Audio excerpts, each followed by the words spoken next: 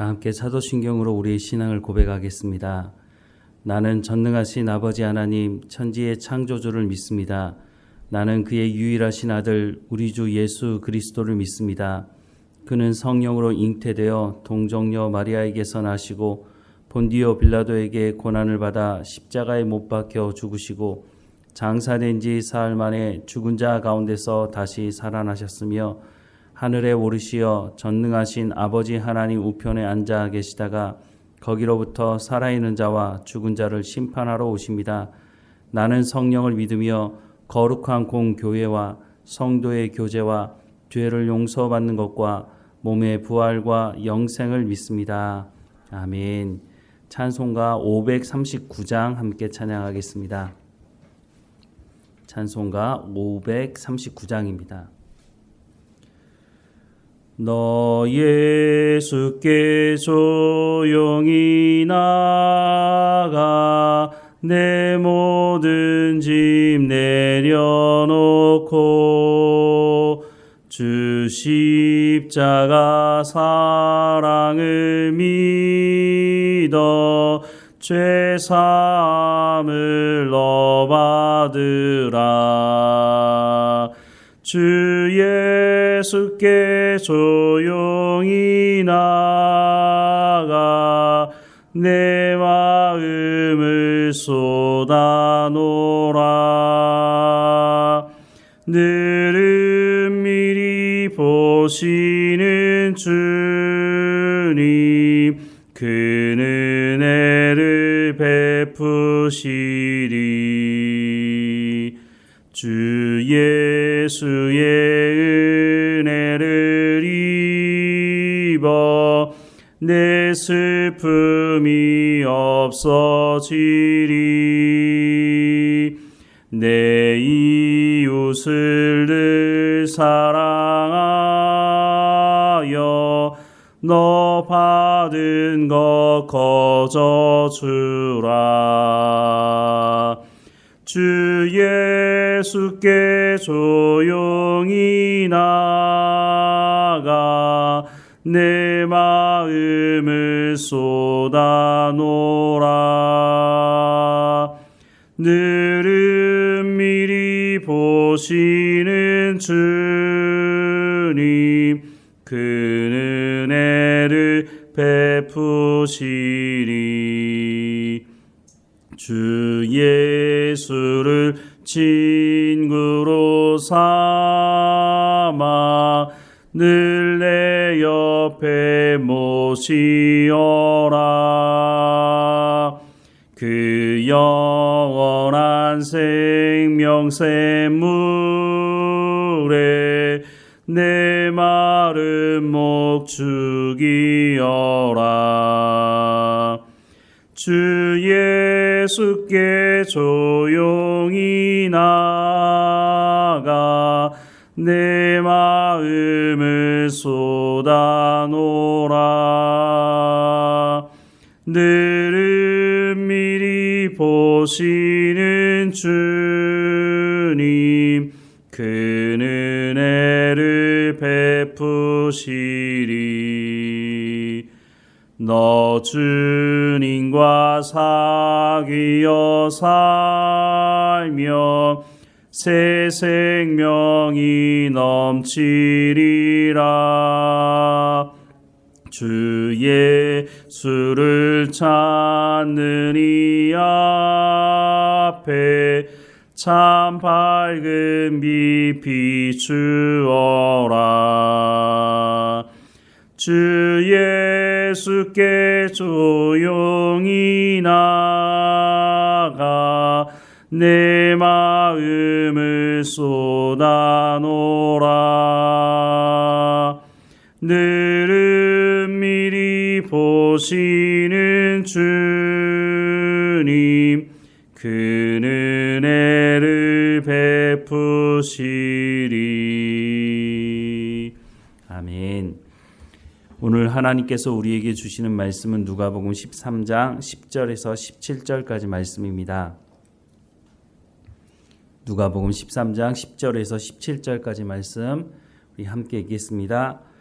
예수께서 안식일에 한 회당에서 가르치실 때에 18해 동안이나 귀신 들려 앓으며 꼬부라져 조금도 펴지 못하는 한 여자가 있더라. 예수께서 보시고 불러 이르시되 여자여 내가 내 병에서 놓였다 하시고 안수하시니 여자가 곧 펴고 하나님께 영광을 돌리는지라. 회당장이 예수께서 안식일에 병 고치시는 것을 분내어 무리에게 이르되 일할 날이 엿새가 있으니 그동안에 와서 고침을 받을 것이요 안식일에는 하지 말 것이니라 하거늘 주께서 대답하여 이르시되 외식하는 자들아 너희가 각각 안식일에 자기의 소나 나귀를 외양간에서 풀어내어 이끌고 가서 물을 먹이지 아니하느냐. 그러면 18해 동안 사탄에게 매임받은 이 아브라함의 딸을 안식일에 이 매임에서 푸는 것이 합당하지 아니하냐. 예수께서 이 말씀을 하심에 모든 반대하는 자들은 부끄러워하고 온 무리는 그가 하시는 모든 영광스러운 일을 기뻐하니라. 아멘. 어릴 때 영화를 보면 서양 귀신이라고 말하는 드라큘라가 등장하는 영화들을 가끔 보게 되었는데 이 서양 귀신이었던 드라큘라를 물리치는 방법 중에 하나가 뭐였느냐면 십자가를 들이미는 것이었습니다. 그러면 교회에 오면 십자가가 있으니까 이런 귀신들이 교회는 얼씬도 못할 거다 이렇게 생각을 할 수 있는데 오늘 말씀을 보니까 꼭 그렇지는 않은 것 같습니다. 오늘 본문의 배경이 회당입니다. 회당은 하나님의 말씀을 가르치는 것이고 지금으로 얘기하자면 교회라고 말할 수 있는 것이죠. 그런데 이런 회당 가운데 귀신 들린 사람이 와 있다고 말씀해주고 있습니다. 10절과 11절에 보면 예수께서 안식일에 한 회당에서 가르치실 때에 18해 동안이나 귀신 들려 앓으며 꼬부라져 조금도 펴지 못하는 한 여자가 있더라 라고 말씀하고 있습니다. 그런데 회당에 귀신 들린 사람이 온 것이 오늘 처음 말씀하는 것도 아닙니다. 누가복음 4장 31절에서 35절 말씀해 보면 갈릴리의 가버나움 동네에 내려오사 안식일에 가르치심에 그들이 그 가르치심에 놀라니 이는 그 말씀이 권위가 있음이로라. 회당에 더러운 귀신 들린 사람이 있어 크게 소리질러 이르되 아 나사렛 예수여 우리가 당신과 무슨 상관이 있나이까. 우리를 멸하러 왔나이까. 나는 당신이 누구인 줄 아노니 하나님의 거룩한 자니이다. 예수께서 꾸짖어 이르시되 잠잠하고 그 사람에게서 나오라 하시니 귀신이 그 사람을 무리 중에 넘어뜨리고 나오되 그 사람은 상하지 아니한지라 라고 말씀하고 있습니다. 귀신 들린 사람이 회당에 와 있다면 오늘 교회에도 귀신 들린 사람이 올 수 있지 않을까 하는 생각을 해보게 됩니다. 이 사람이 귀신 들렸다고 하는 것을 분명히 안다면 이 사람이 회당에 들어올 수 있었을까요? 물론 성경에 보면 귀신 들린 사람도 여러 종류가 있는데 거라사 무덤가에서 누구도 막지 못하는, 그러니까 누구나 알 수 있는 귀신 들린 사람이 있는가 반면에 이 사람이 귀신이 들렸는지 안 들렸는지 정확하게 판가름이 안 되는 사람도 있는 것으로 보여집니다. 오늘 본문에 등장하는 여인은 꼬부라져 조금도 펴지 못한 병에 걸려있는 사람이라고 말씀하고 있습니다. 그런데 이 병이 귀신 들려서 병에 걸렸다고 말씀을 하고 있습니다. 그렇다고 해서 모든 병이 귀신이 들려서 병에 걸린 것이라고 볼 수는 없는 것이죠. 그런데 어쨌든 이 여인은 귀신 들려서 몸이 꼬부라져서 병을 앓아왔다고 말씀을 해주고 있습니다. 예수님께서 이 여인을 보시고 이 여인의 병의 원인이 귀신 들려서 이런 것이라고 하는 것을 아시고 이 여인에게서 귀신을 쫓아내시게 됩니다. 그러니 병도 나은 것이죠. 얼마나 기쁜 일이겠습니까? 동네 사람들 다 모아놓고 잔치를 해야 될 판에 회당장이 이것에 대해 시비를 겁니다.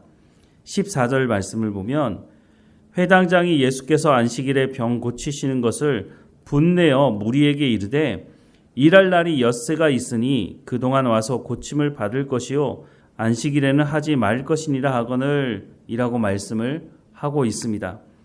안식일은 하나님의 말씀을 듣는 날입니다. 이 회당장이 하는 말은 아니 다른 날도 많은데 왜 하필이면 안식일에 와가지고 이 병을 고치느냐라고 말하는 것입니다. 이 사람이 이렇게 말하는 것은 안식일은 하나님의 말씀을 듣는 날이고 하나님께 예배하는 날인데 거기에 집중해야지 왜 병을 고치느냐라고 시비를 걸고 있는 것이죠. 그런데 예수님께서 이 사람들을 향해서 뭐라고 말씀하십니까? 외식하는 자들이라라고 말하고 있는 것입니다. 그렇다면 이 회당장이 정말로 하나님을 사모하고 하나님 말씀을 사모해서 우리가 하나님 말씀 들어야 되는데 왜 방해하느냐라고 이런 의도로 말한 것은 아니라고 하는 것입니다. 15절과 16절 말씀에 보면 주께서 대답하여 이르시되 외식하는 자들아 너희가 각각 안식일에 자기의 소나 나귀를 외양간에서 풀어내어 끌고 가서 물을 먹이지 아니하느냐. 그러면 18해 동안 사탄에게 매임받은 이 아브라함의 딸을 안식일에 이 매임에서 푸는 것이 합당하지 아니하냐라고 말씀하고 있습니다. 회당장만 외식하는 자가 아니라 거기에 모여있는 여러 사람들이 외식하는 자들이라고 예수님께서 말씀을 하고 있습니다.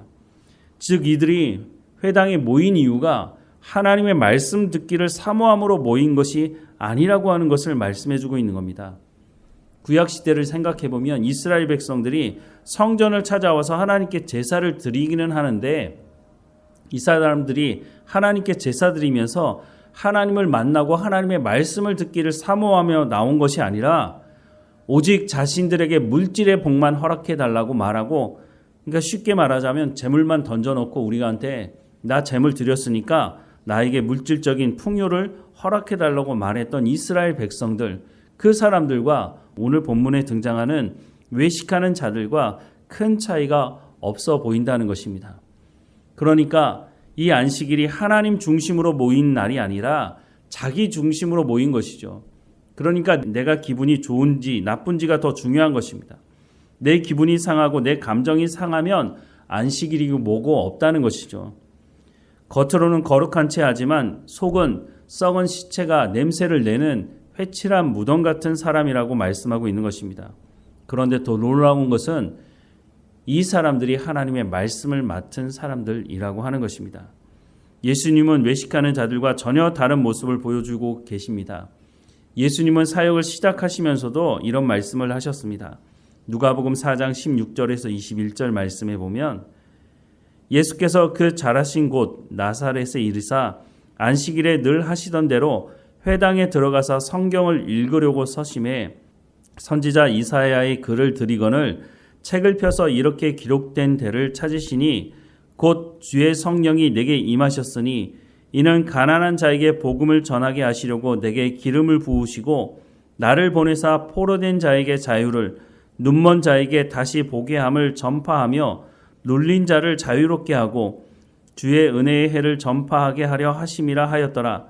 책을 덮어 그 맡은 자에게 주시고 앉으시니 회당에 있는 자들이 다 주목하여 보더라. 이에 예수께서 그들에게 말씀하시되 이 글이 오늘 너희 귀에 응하였느니라 하시니라 라고 말씀을 하고 있습니다. 예수님은 말씀하신 그대로 그 삶을 사셨다고 말씀을 해주고 있습니다. 오늘 우리가 예수님의 뒤를 따르는 제자의 삶을 살아가는 사람들이라면 나 중심적으로 살아가는 것이 아니라 하나님 중심적으로 살아가야 한다는 것입니다.